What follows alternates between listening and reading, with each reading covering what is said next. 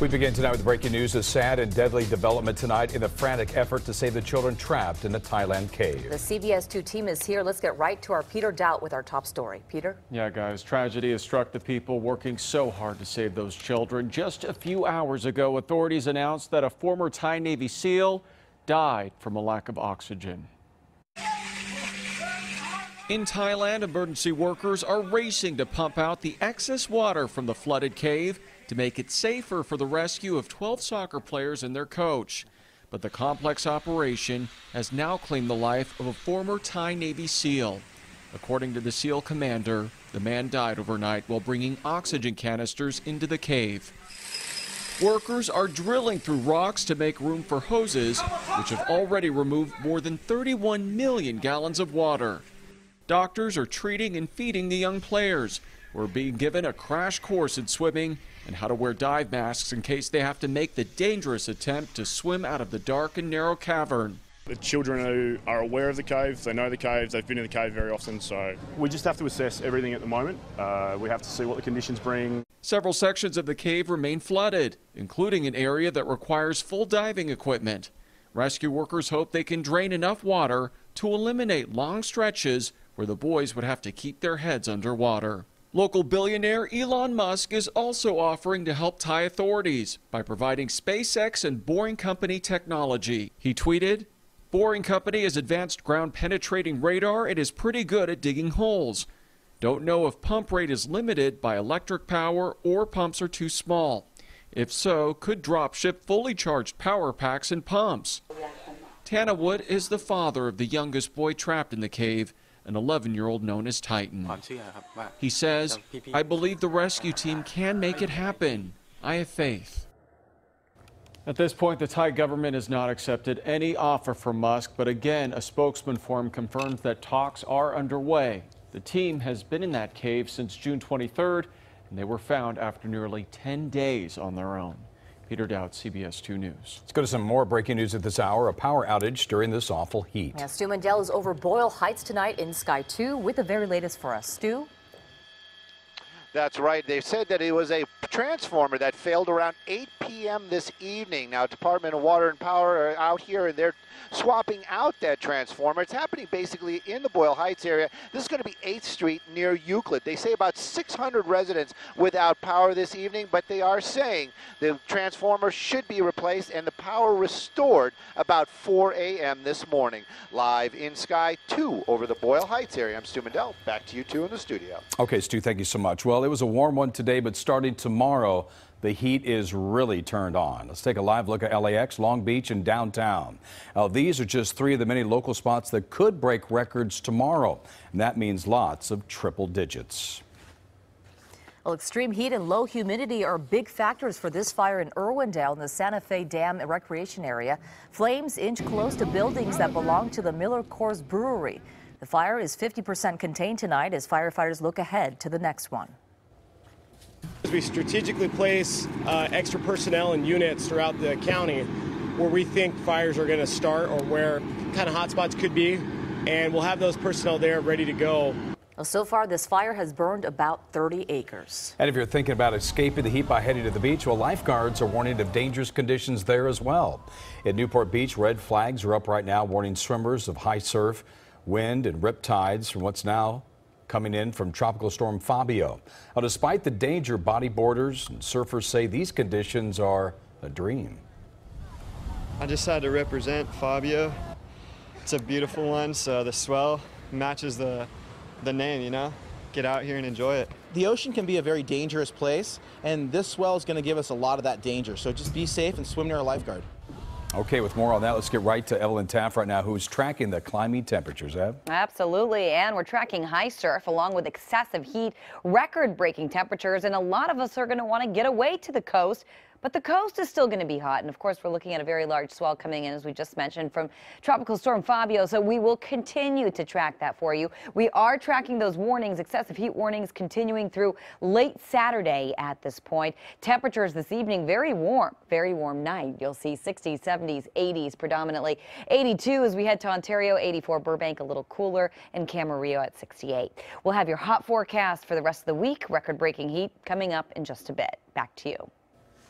I don't care where you're from. Wherever you live, you gotta know how to drive. You're driving a vehicle, aren't you? A heated confrontation lands a Pasadena city worker in the hot seat. The man was caught on camera berating a woman and using his city-marked car to block her from leaving. Tonight, CBS 2's Tom Waite is live in Pasadena with the video and reaction. Tom? Yeah, it is pretty disturbing video, Susie. And tonight we are learning from the city of Pasadena that the man in the video does work here. As for the witness who recorded that video, she says this guy definitely crossed a line. Need to learn how to drive. A woman starts recording when she sees this disturbing confrontation. A man is scolding a woman about her driving and using his car to block her in a parking space. The man's car is marked City of Pasadena Building and Safety. Upset by what she's seeing, the witness recording this confronts the man. Bro, chill out. Why don't you chill out? I just almost ran into her car and all my stuff on the inside of my car is damaged. You can hear what appears to be the woman whose car is blocked in trying to reason with the guy. Her child is in the car. I didn't know you had to be so rude and so mean. No, you can't block her. I can do whatever I want. You cannot just because you have a building and safety. You're not For several minutes, the guy refuses to move. Security arrives on scene and tells the man in the Pasadena marked vehicle that he needs to back off. I work for the city and I have cool. I'm calling the city too. You're telling me that I can't come in here and do my job? Yeah, you can do it. We're telling you, but you gotta leave her alone. At the end of it, once he finally left, both she and her daughter teared up. And this is the woman who shot the video and stepped in to help. She does not want her face shown, but she wants the city of Pasadena to take action. She apologized. It's like he wouldn't stop being patronizing. A spokesperson for the city of Pasadena says they have identified that city worker, but they will not tell us what punishment, if any, he faces because of what happened in the video. They say it is a personnel matter. I did ask if he still works for the city. They say yes. Reporting live in Pasadena, I'm Tom Waite, CBS 2 News. A woman accused of abandoning a boy at a train station under arrest tonight. That woman, or rather another woman who works at the Union Station Cafe, says the boy and a woman believed to be his mother sat at a table for about 30 minutes yesterday. Then the mother just left. When the woman came back to Union Station this afternoon, police then arrested her. And it's just really upsetting that someone would just leave. Yeah, just leave a cute little boy just by himself. I just couldn't imagine just walking without coming back for someone so special. We're told that little boy right there is now being cared for by a relative. Developments tonight in the trade tensions between China and the U.S. Now, late tonight, China says it must counterattack for U.S. tariff hikes, but the nation is not giving any details right now. Now, this is reaction to President Trump's tariffs on Chinese imports that took effect about 2 hours ago. The 25% tariff applies to $34 billion worth of Chinese goods. Well, President Trump is now launching one of his strongest attacks yet on local Congresswoman Maxine Waters. Mr. Trump arrived in New Jersey tonight after delivering a fiery speech earlier today in Great Falls, Montana. Well, he praised the administration's stepped-up border enforcement efforts and blasted the MS-13 gang. The president also made reference to the Me Too movement while mocking Massachusetts Senator Elizabeth Warren. But his harshest words were reserved for South LA Democrat Waters. Yes, she is a low IQ individual, Maxine Waters. I said it the other day. I mean, honestly, she's somewhere in the mid-60s, I believe that. Well, the two have been engaged in a war of words throughout Mr. Trump's presidency. Well, tonight a vigil for a Cal Poly Pomona guard who was killed last week. CBS 2's Tina Patel reports from Claremont tonight where his family, friends, and co-workers gathered to remember him. Friends and family of Mark Monlapaz are not only struggling with their grief, they're also still trying to make sense of what happened to him last Friday as he was working as a public safety specialist at Cal Poly Pomona.